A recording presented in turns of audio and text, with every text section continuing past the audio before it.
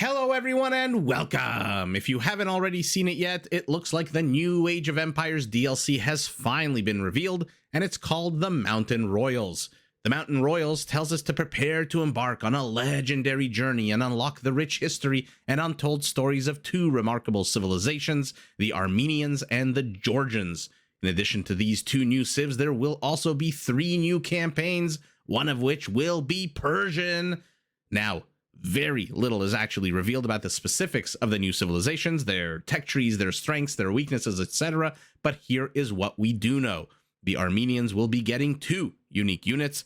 The first will be the composite bowman, described as an archer unit that's capable of piercing even the sturdiest armor.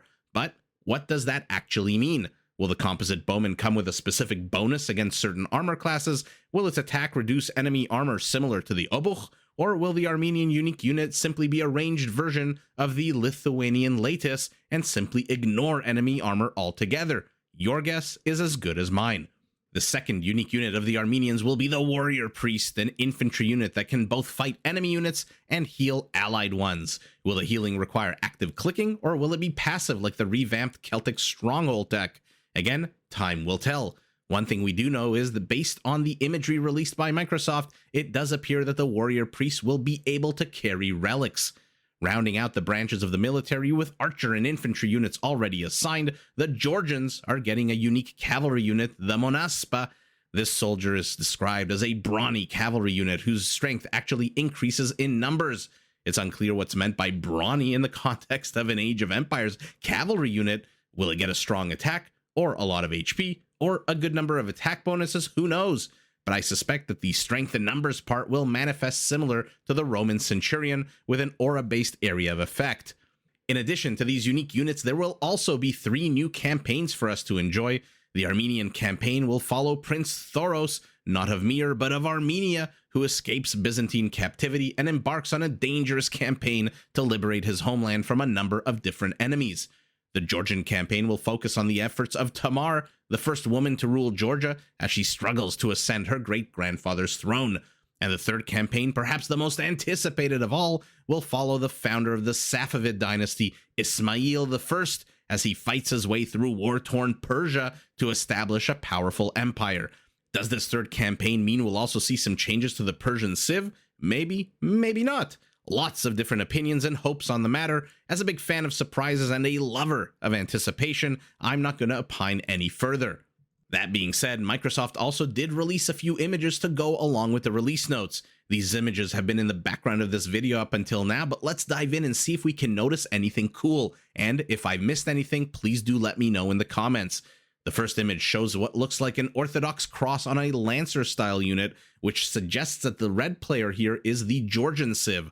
Also shown as a very heavy cavalry unit with a rounded bronze or gold-colored shield, which does look like a mix between a Slavic boyar and a Roman centurion.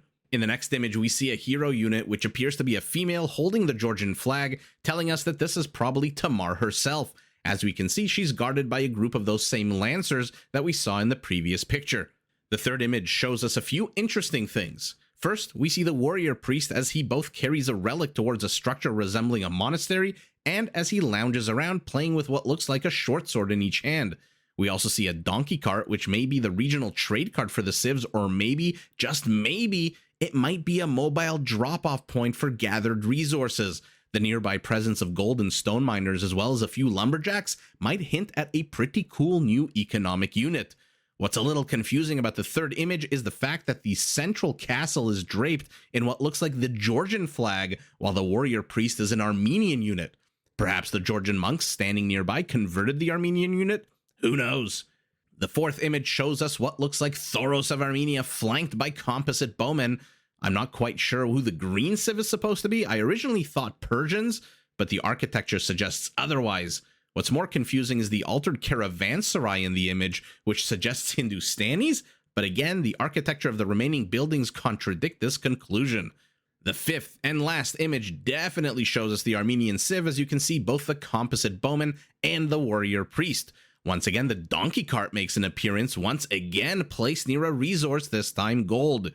It's a bit difficult to draw conclusions based on these 5 renderings alone. Release notes prior to a final release can change. There might be campaign-specific units and structures being shown that won't actually be seen in competitive gameplay, or the developers might just scrap an entire unit or building altogether and start fresh depending on the feedback they receive. For now, the only thing we know for certain is that the DLC is upon us. When it will be released, what the final form will look like, and how good it will actually be, all has yet to be seen. Until then, I hope you enjoyed this brief look at what's next in the Age of Empires world. Please do like this video and subscribe to my channel for lots of fun Age of Empires content. And until we meet again, good luck and have fun.